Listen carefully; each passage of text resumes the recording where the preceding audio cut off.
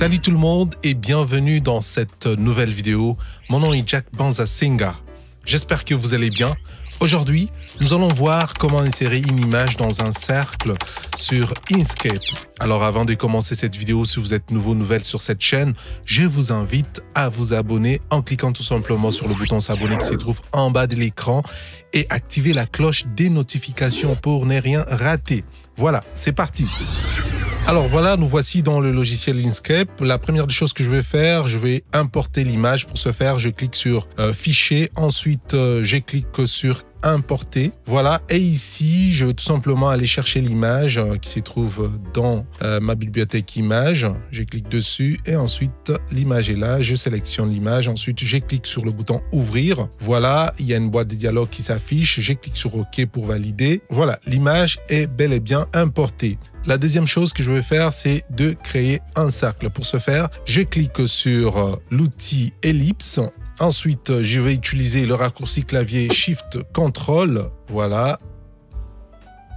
Le cercle est créé. Je clique sur l'outil sélection. Je déplace le cercle. Je le mets à cet endroit-là où je voudrais faire la découpe. Ensuite, je veux sélectionner les deux éléments, c'est-à-dire le cercle et l'image. Pour ce faire, je vais utiliser le raccourci clavier CTRL-A.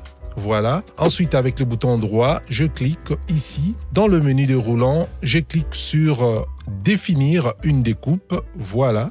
Maintenant, je vais réduire la taille de cette composition. Pour ce faire, je vais utiliser le raccourci clavier Shift Ctrl et je clique à cet endroit ici et voilà. Maintenant, je veux créer un contour. Pour ce faire, je clique sur l'outil ellipse et j'utilise le raccourci clavier Shift Ctrl et je crée un autre cercle. Voilà. Je clique sur l'outil sélection. Ensuite, je m'assure que le cercle soit centré.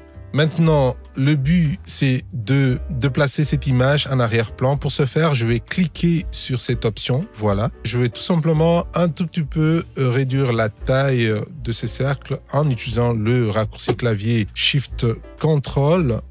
Voilà, comme ça.